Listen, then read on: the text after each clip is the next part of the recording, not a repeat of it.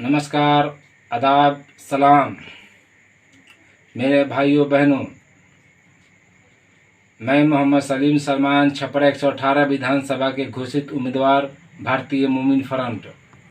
जैसा कि आप जानते हैं, हमारे देश के किसान पे किस तरह अत्याचार जुल्म किया जा रहा है। अपने हक के लिए आवाज़ उठा रहे हैं, उन पे लाठी बरसाया जाए, जुल्म किया जा रहा है। इसके विषय में कोई आवाज़ उठाने वाला नहीं है। हमारे देश के नेता नारा लगाते हैं डिजिटल इंडिया, डिजिटल इंडिया। अरे मैं कहता हूँ कोई माई के लाल नहीं है किसान के बगैर डिजिटल इंडिया कर दे। किसान अगर ज़मीन से अनाज नहीं उपजाएगा तो का खा के डिजिटल इंडिया बनाइएगा, कैसे चिल्लाइएगा? पेट भरेगा, पेट में अनाज रहेगा तभी चिल्ला सकते हैं, बोल सकते हैं। हमारे देश के किसान और मजदूर एक किला बना भी सकती है और ढहा भी सकती है।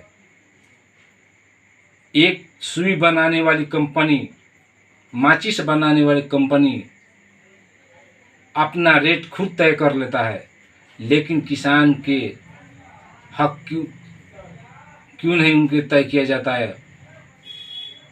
उनके क्यों नहीं अधिकार दिया जाता रेट तय करने के लिए? आज चोर दरवाजा से बिल पास हो रहा है, जबरदस्ती बिल पास किया जा रहा है। आज हमारे देश के छात्र, युवा, मजदूर, किसान पे जो जुल्म किया जा रहा है, अत्याचार किया जा रहा है, कोई इस पे आवाज़ उठाने वाला नहीं है। इस देश के नेता के एक ही का नाम है, देश की जनता जाए चूल्हा भार में, हम अपने लगे हैं अपने जुगाड़ में। अगर हमारे देश के जब आज़ाद हो रही थी उस वक्त भी हमारे देश के कुछ व्यक्ति ऐसे थे अंग्रेज के तलवार चाटने वाले।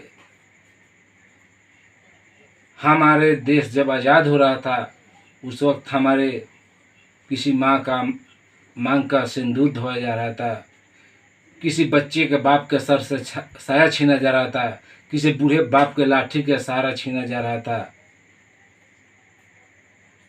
आज पूरे भारत के जनता से मुझे अपील है कि किसान के विषय में, छात्र के विषय में, युवाओं के विषय में, महिलाओं के विषय में कदम से कदम मिला के उनके साथ दीजिए। ज़रा सा अगर ज़मीर अपने इंसानियत है तो उसके सहयोग कीजिए, आवाज़ उठाइए। आज देख रहे हर एक चीज़ निजीकरण हो गया है, निजीकरण के आपके बच्चे के मुंह के नेवाला छीना जा रहा है। आज देश की गुलामी के कगार पे जा रहा है, लेकिन यहाँ के नेता कुछ नहीं बोल रहा है। आखिर कब तक जुल्म सहते रहेगा इस देश की जनता? कब तक अत्याचार होते रहेगा? आज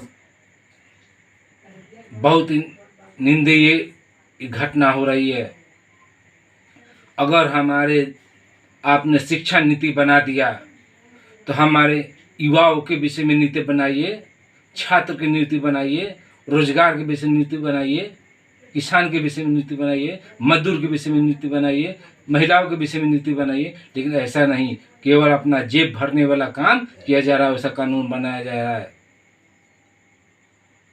हमारे देश के किसान, हमारे देश के युवा, हमारे देश के मजदूर, हमारे देश के महिला एक ऐसे व्यक्ति हैं कि गर्व से कहा जाता है कि हमारा भारत देश एक ऐसा है।